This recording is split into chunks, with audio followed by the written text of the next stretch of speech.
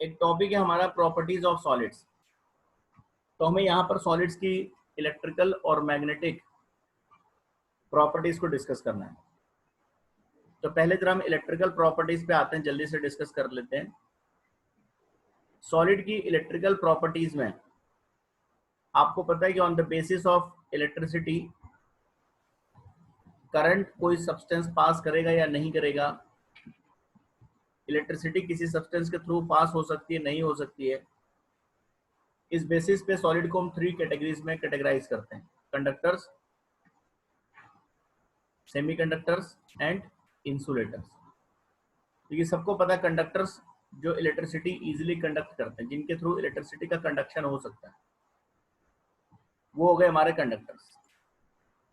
अगर हम इनके रेंज देखें कंडक्टिविटी का, तो 10⁴ से 10⁷ ओम इनवर्स पर मिनट, ये कंडक्टिविटी रेंज है कंडक्टर के लिए।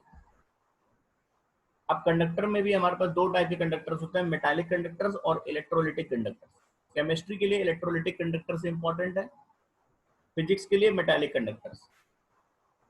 फिजिक्स में जो हम डिटेल डिस्कस करते हैं ओम्स लॉ, तो वहां देखिए आप फिजिक्स में मेटालिक वायर इनकी बात करते हैं वैसे।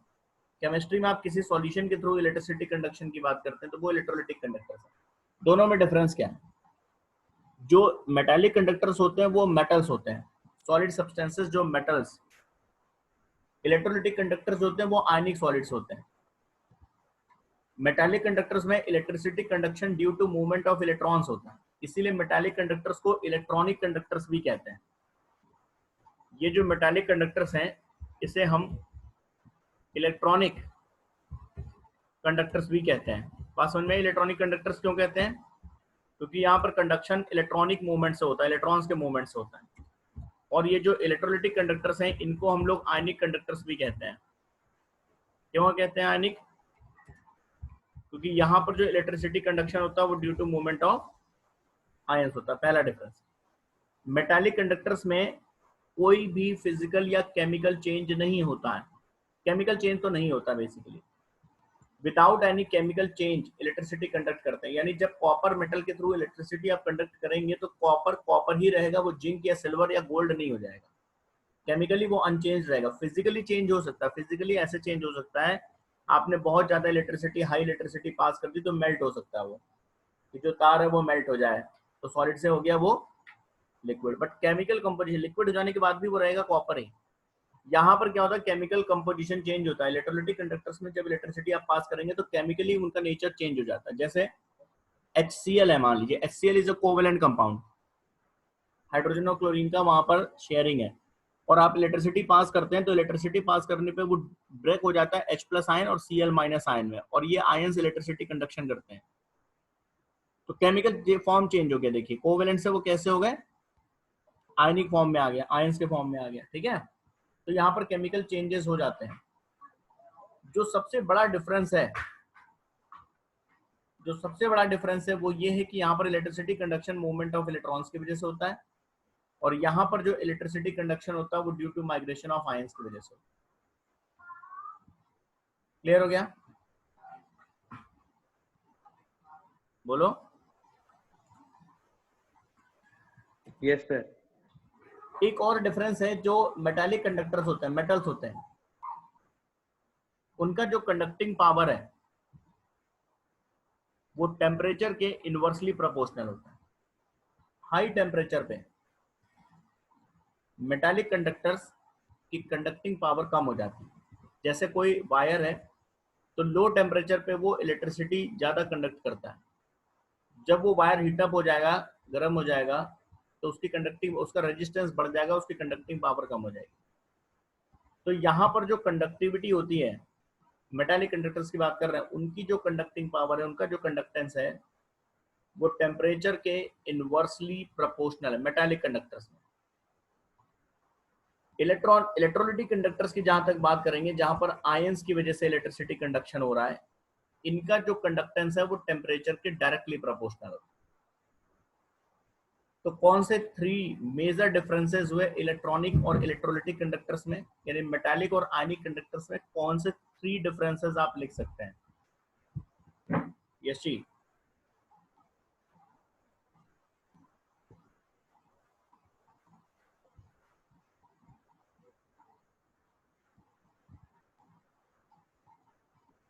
अलीना? So, metallic conductors में electrons are responsible for conducting electricity, and electrolytic में ions are responsible for conducting electricity. Good. And metallic में conductivity is inversely proportional to temperature, और electrolytic में conductivity is directly proportional to temperature. Good.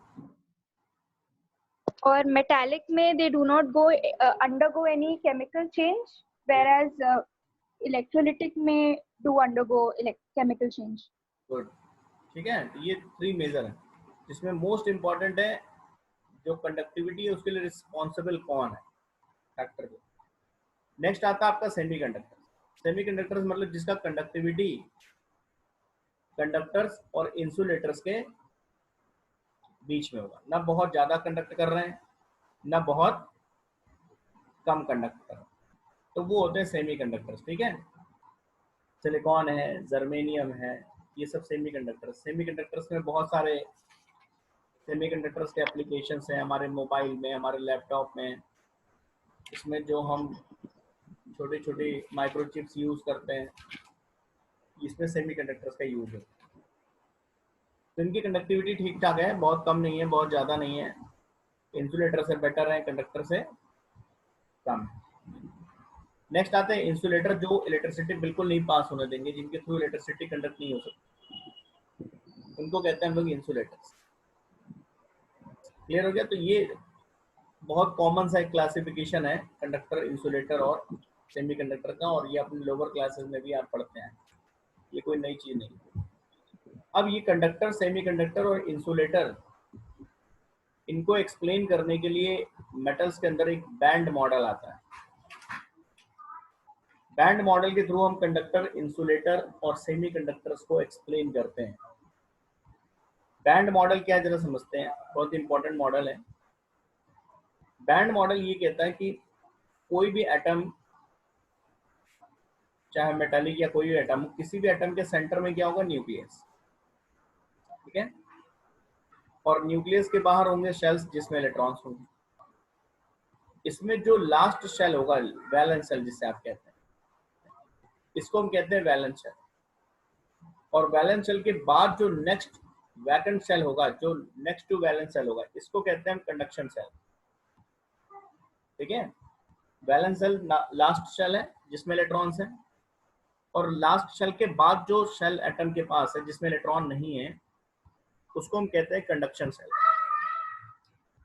अब जब किसी metal के अंदर अगर हम कोई मेटालिक पीस लेंगे तो उसके अंदर मिलियंस ऑफ मेटालिक एटम्स होंगे. तो होता क्या है कि उन सभी मेटालिक एटम्स के जो वैलेंस शेल हैं वो सब आपस में ओवरलैप कर जाते हैं या मर्ज हो जाते हैं आपस में. जैसे मान लो सोडियम का थर्ड शेल वैलेंस शेल है, तो एक सोडियम एटम है, दूसरा सोडियम है, third sodium, fourth sodium, fifth sodium, six sodium, सबके थर्ड शेल आपस में मर्ज हो गए, सबके वैलेंस शेल.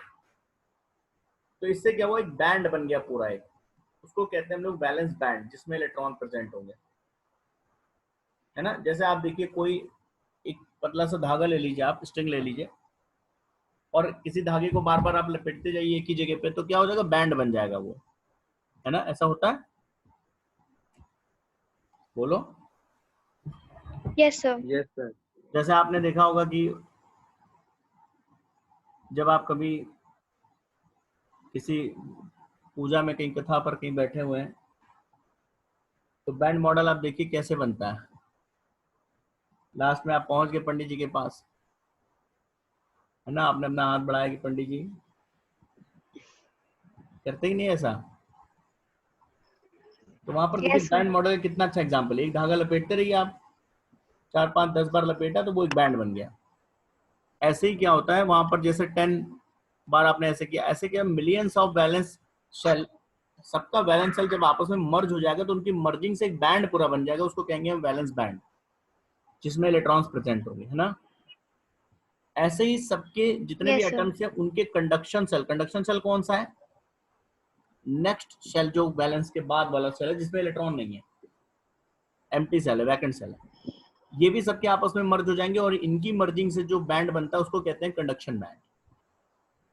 ठीक है, तो बैंड मॉडल ये कहता है कि जो भी हमारे पास Yes, sir. सब्सटेंसेस हैं उनके अंदर दो बैंड्स प्रेजेंट होते हैं, वैलेंस बैंड और कंडक्शन बैंड। वैलेंस बैंड जो मेटल जो एटम्स के वैलेंस शेल के मर्जिंग से बना है, कंडक्शन बैंड जो सबके कंडक्शन सेल मतलब नेक्स्ट टू वैलेंस शेल के मर्जिंग से बना है। कंडक्शन बैंड जनरली वैकेंट होता है, इसमें इलेक्ट्रॉन नहीं होते हैं। वैलेंस बैंड में इलेक्ट्रॉन होते हैं क्योंकि वैलेंस शेल के जो इलेक्ट्रॉन्स हैं वो इसमें आ गए। क्लियर?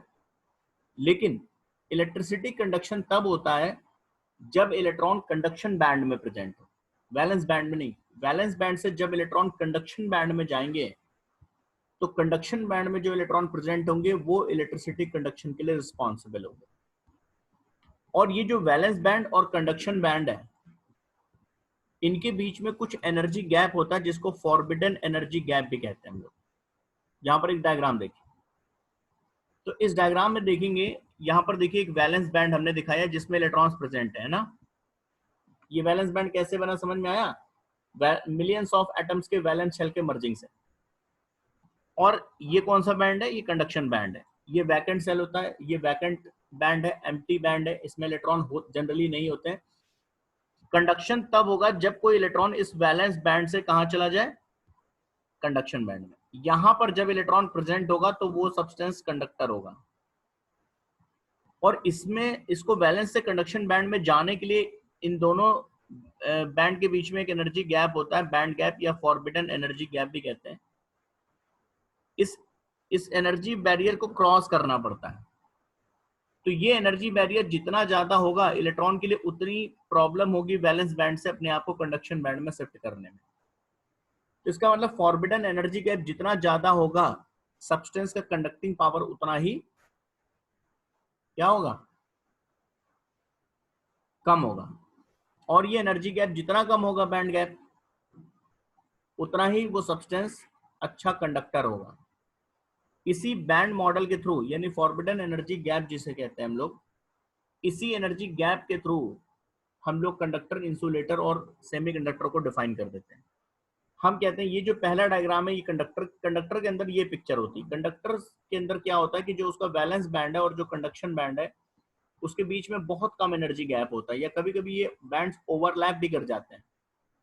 जैसे कि ये मान लीजिए वैलेंस बैंड है और ये मान लीजिए उसका कंडक्शन बैंड है, तो कभी कभी ऐसा भी होता है किसी मेटल के अंदर ऐसी कहानी हो जाती है, वैलेंस बैंड और कंडक्शन बैंड के एक्चुअली ओवरलैप कर गए।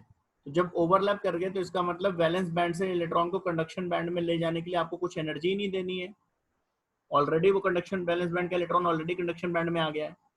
ये सुपर कंडक्टर की सिचुएशन है जहां पर वैलेंस बैंड और कंडक्शन बैंड में वो मर्ज हो जाए। ठीक है, जहां पर वैलेंस बैंड और कंडक्शन बैंड के बीच में एनर्जी गैप होगा लेकिन वो एनर्जी गैप बहुत कम होगा, वो कंडक्टर्स होंगे। जहां पर वैलेंस बैंड और कंडक्शन बैंड के बीच में एनर्जी गैप थोड़ा सा ज्यादा होगा, यानी इलेक्ट्रॉन को थोड़ी एनर्जी चाहिए होगी कंडक्शन बैंड में अपने आप को ले जाने के लिए या कंडक्शन करने के लिए। कंडक्शन तभी होगा जब कंडक्शन बैंड में इलेक्ट्रॉन पहुंचेगा, उसके बाद ही वो कंडक्ट कर सकता है इलेक्ट्रिसिटी। वैलेंस बैंड का इलेक्ट्रॉन इलेक्ट्रिसिटी कंडक्ट नहीं करता। तो ये एनर्जी गैप, और इंसुलेटर में ये एनर्जी गैप बहुत ज्यादा। तो सबसे ज्यादा जो एनर्जी गैप है वैलेंस बैंड और कंडक्शन बैंड के बीच में, फॉरबिडन एनर्जी गैप, वो किसके लिए? इंसुलेटर्स के लिए। सबसे कम जो एनर्जी गैप है वो किसके लिए है? वो है कंडक्टर्स के लिए। कंडक्टर्स के। और इंटरमीडिएट इसके बीच में जो एनर्जी गैप है वो है इंसुलेटर। ये सेमीकंडक्टर्स के। बैंड मॉडल है जो एक्सप्लेन करता है कि क्यों कोई सब्सटेंस ज्यादा इलेक्ट्रिसिटी कंडक्ट करता है, कोई सब्सटेंस इलेक्ट्रिसिटी कंडक्ट नहीं कर पाता है। तो वो सीधे से बैंड मॉडल ये कहता है कि इलेक्ट्रिसिटी कंडक्शन कोई सब्सटेंस कितना करेगा, अच्छा कंडक्टर होगा, पुअर कंडक्टर होगा, ये सारी बातें डिपेंड करती हैं उसके अंदर वैलेंस बैंड और कंडक्शन बैंड के बीच में बैंड एनर्जी गैप है। क्लियर हो गया? Yes, sir. अनन्या पढ़ो जरा पूरा ये। In case of metals, the atomic orbitals of the metal atoms are so close in energy that they overlap to form a large number of molecular orbitals very close in energy. This set of molecular orbitals is called a band. The band formed from atomic orbitals of lower energy is called valence band, and the band formed from empty or partially filled atomic orbitals is called conduction band. The outer filled energy band is called valence band, and the next empty band in which electrons can move is called conduction band. The conductivity of a solid depends upon the energy gap between the conduction band and the valence band. The difference in energy between valence band and conduction band varies from one solid to another and determines the electrical conductivity. A semiconductor has only small difference in energy between the filled valence band and the empty conduction band. If the crystal were cooled to absolute zero, the conduction band would be empty and the electrons occupy the lowest possible energy level. The material would be perfect insulator. However, at ordinary temperature, some electrons are thermally excited from the valence band to the conduction band and hence they can conduct electricity. ठीक है, तो ये सब band model है जो सीधी सी बात कहता है कि कंडक्टर, इंसुलेटर या सेमीकंडक्टर का जो कॉन्सेप्ट है वो वैलेंस बैंड और कंडक्शन बैंड के बीच की एनर्जी पर डिपेंड। क्लियर हो गया? ये थोड़ा सा इलेक्ट्रिकल प्रॉपर्टीज। Yes, sir. चलिए नेक्स्ट हमारे पास आता है मैग्नेटिक प्रॉपर्टीज सॉलिड्स। सॉलिड्स की मैग्नेटिक प्रॉपर्टीज को थोड़ा सा डिस्कस करते हैं। देखिए मैग्नेटिक प्रॉपर्टीज में पहले कुछ चीजें हम समझते हैं। मैग्नेटिक प्रॉपर्टीज के बेसिस पे हम सॉलिड्स को 5 कैटेगरीज में कैटेगराइज करते हैं। Paramagnetic substance, diamagnetic, ferromagnetic, anti ferromagnetic और फेरीमैग्नेटिक। 5 टाइप्स की सब्सटेंसेस होते हैं on the basis of magnetic nature of solids. तो पहले जरा मैग्नेटिक नेचर आता कैसे ये समझिए। देखिए किसी भी एटम के अंदर, किसी भी इंडिविजुअल एटम के अंदर इलेक्ट्रॉन्स रिवॉल्व करते हैं और क्योंकि इलेक्ट्रॉन्स का मूवमेंट कहीं पर भी होगा तो it can be treated as a current loop. अब ये इलेक्ट्रॉन दो तरीके से आप देखिए मूव करते हैं एटम के अंदर। इनके दो मोशन होते हैं, एक तो ऑर्बिटल मोशन और एक स्पिन मोशन। ऑर्बिटल मोशन का मतलब हो गया कि न्यूक्लियस के चारों ओर अपने शेल में जो इलेक्ट्रॉन रिवॉल्व कर रहे हैं, दिस इज ऑर्बिटल मोशन। ये जैसे अर्थ के भी दो मोशन है और इसके साथ साथ इलेक्ट्रॉन अपनी एक्सिस पे भी रिवॉल्व करते चल रहे हैं, इसको कहते हैं इनका स्पिन मोशन। जैसे हमारा अर्थ है सन के अराउंड भी रिवॉल्व कर रहा है और अपनी एक्सिस पे भी रिवॉल्व कर रहा है, वैसे ही इलेक्ट्रॉन्स होते हैं, वो न्यूक्लियस के चारों ओर भी रिवॉल्व कर रहे हैं और अपनी खुद की एक्सिस पे भी रिवॉल्व कर रहे हैं। न्यूक्लियस के चारों ओर जो उनका रिवॉल्यूशन है ये उनका ऑर्बिटल मोशन है और अपनी एक्सिस पे जो उनका रिवॉल्यूशन है इसको स्पिन मोशन कहते हैं इलेक्ट्रॉन। ये दोनों ही मोशन, कहीं पर भी अगर इलेक्ट्रॉन मूव कर रहा है तो मूवमेंट ऑफ इलेक्ट्रॉन एक करंट लूप की तरह हम ट्रीट कर सकते हैं। अगर इलेक्ट्रॉन ऐसे मूव कर रहा है कहीं पर, ऑर्बिटल मोशन की बात कर रहे हैं, ऐसे अगर इलेक्ट्रॉन मूव कर रहा है तो जस्ट इसके अपोजिट डायरेक्शन में हम कह सकते हैं करंट मूव कर रहा है, यानी ये करंट कैरिंग लूप हो गया, करंट कैरिंग वायर हुआ एक तरह से। ठीक है, तो जो इलेक्ट्रॉन के दोनों मोशन है, चाहे ऑर्बिटल मोशन हो चाहे स्पिन मोशन हो, उन दोनों ही मोशन में इलेक्ट्रॉन का मूवमेंट हो रहा है, तो उन दोनों ही मोशन को हम करंट कैरिंग लूप की तरह देख सकते हैं। और कोई भी करंट कैरिंग लूप है, करंट कैरिंग वायर है, तो वो मैग्नेटिक फील्ड जनरेट करेगा अपने चारों ओर। तो ये इलेक्ट्रॉन्स भी क्या होता है, अपने चारों ओर मैग्नेटिक फील्ड जनरेट करता है। अब ये दो टाइप से मैग्नेटिक फील्ड जनरेट कर रहा है, एक अपने ऑर्बिटल मोशन की वजह से और एक अपने स्पिन मोशन की वजह से। ठीक है, तो इसके दो मैग्नेटिक मोमेंट होते हैं, ऑर्बिटल मैग्नेटिक मोमेंट और स्पिन मैग्नेटिक मोमेंट। इलेक्ट्रॉन का नेट मैग्नेटिक मोमेंट कितना है वो इन दोनों का सम होगा, यानी किसी भी एक सिंगल इलेक्ट्रॉन की वजह से कितना मैग्नेटिक फील्ड जनरेट हो रहा है, कितना मैग्नेटिक मोमेंट है, वो सम होगा उसके ऑर्बिटल मैग्नेटिक मोमेंट का और उसके स्पिन मैग्नेटिक मोमेंट, दोनों का सम करना पड़ेगा। लेकिन इस मैग्नेटिक मोमेंट में जो मेजर कंट्रीब्यूटर है वो स्पिन मोशन का है, यानी ऑर्बिटल मोशन की वजह से बहुत ज्यादा मैग्नेटिक फील्ड नहीं जनरेट होता है। जो इलेक्ट्रॉन का मैग्नेटिक मोमेंट है वो उसके स्पिन मोशन की वजह से ज्यादा होता है। ये मोशन ये डोमिनेट करता है, इसका बहुत ज्यादा कंट्रीब्यूशन नहीं है टोटल मैग्नेटिक मोमेंट में, इसलिए हम अपना फोकस ऑर्बिटल मोशन पे न करके स्पिन मोशन पे करते हैं। इलेक्ट्रॉन का जो नेट मैग्नेटिक मोमेंट है वो मेनली मान लो उसके स्पिन मोशन की वजह से। अब अगर आपको इलेक्ट्रॉनिक कॉन्फ़िगरेशन लिखना आता हो या 11th में आपने ऑर्बिटल डायग्राम बनाया था, तो आपको पता है कि हम किसी ऑर्बिटल में मैक्सिमम 2 इलेक्ट्रॉन रख सकते हैं, वो भी अपोजिट स्पिन के, according to Pauli's exclusion principle, है ना। एक ऑर्बिटल में आप 2 इलेक्ट्रॉन से ज्यादा नहीं हो सकते, और वो भी अपोजिट स्पिन के। मतलब अगर एक क्लॉकवाइज रोटेट कर रहा है अपनी एक्सिस पे, तो एक का जो स्पिन मोशन होगा अपनी एक्सिस पे वो एंटी क्लॉक होगा।